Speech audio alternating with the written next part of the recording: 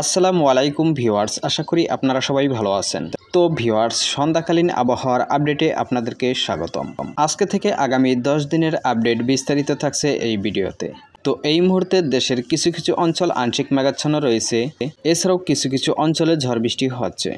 বিশেষ করে রংপুর, ময়মনসিংহ, ঢাকা বিভাগের কিছু কিছু অঞ্চলে এই মুহূর্তে কিন্তু হালকা পাতলা বৃষ্টি হচ্ছে। এছাড়া খুলনার কিছু কিছু অঞ্চলে হয়েছে কিছুক্ষণ আগে। চট্টগ্রাম বিভাগের কিছু কিছু অঞ্চলে নতুন করে ঘনীভূত হচ্ছে। আজকে মাঝরাত থেকে আবারও দক্ষিণবঙ্গ হয়ে মেঘ প্রবেশের সম্ভাবনা রয়েছে হালকা থেকে হালকা মাঝারি বৃষ্টির সম্ভাবনা। সেই সাথে উত্তরবঙ্গের দু এক জায়গায় হালকা থেকে হালকা মাঝারি বৃষ্টির সম্ভাবনা রয়েছে।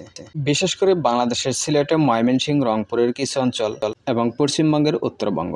9 আগস্ট বেলা বাড়ার সাথে সাথে কিছু অঞ্চল পরিষ্কার, কিছু অঞ্চল মেঘাচ্ছন্ন, কিছু কিছু অঞ্চলে অস্থায়ীভাবে হালকা পাতলা বৃষ্টির সম্ভাবনা রয়েছে।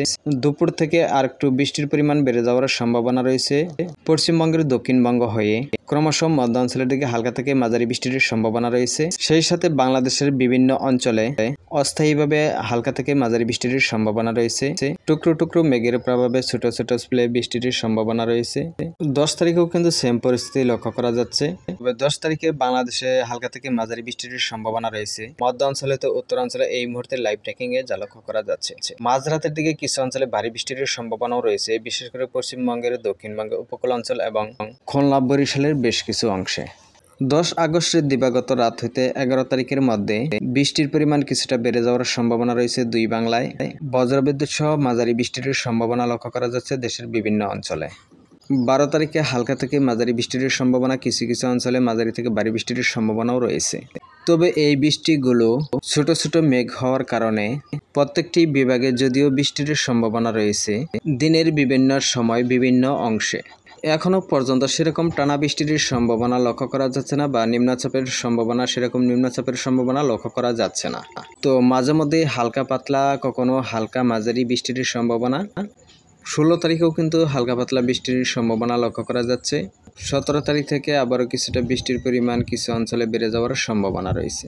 আমরা যদি একটু বৃষ্টির পরিমাণ দেখে নেই, আগামী 72 ঘন্টার মধ্যে মোটামুটি ভালো বৃষ্টির সম্ভাবনা রয়েছে সিলেট, পশ্চিমবঙ্গের উত্তরবঙ্গের কিছু অঞ্চল। 24 ঘন্টার মধ্যে ঢাকা বিভাগে কিছুটা বৃষ্টির পরিমাণ কম লক্ষ্য করা যাচ্ছে। আশপাশের অঞ্চলগুলোতে মোটামুটি বৃষ্টির সম্ভাবনা রয়েছে, যদিও ঢাকা বিভাগে কিছু বৃষ্টির সম্ভাবনা রয়েছে। আগামী 72 ঘন্টায় সারা বাংলায় কিন্তু কম বেশি বৃষ্টির সম্ভাবনা রয়েছে আগামী 72 ঘন্টার মধ্যে। যদি আমরা আগামী 5 দিনের বৃষ্টির পরিমাণ দেখে নেই, 72 ঘন্টার পর পরবর্তী 48 ঘন্টার মধ্যে মোটামুটি ভালো বৃষ্টির সম্ভাবনা রয়েছে।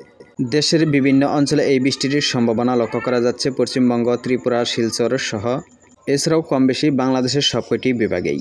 তো ভিউয়ার্স, ভিডিওটি তথ্যবহুল মনে হলে লাইক দিয়ে উৎসাহ দিবেন, আর আপনি চ্যানেলে নতুন হলে প্রতি মুহূর্তের আপডেট পেতে সাবস্ক্রাইব করে অল নোটিফিকেশন অন করে দিবেন। এতক্ষণ পাশে থাকার জন্য ধন্যবাদ। আসসালামু আলাইকুম ওয়া রাহমাতুল্লাহ।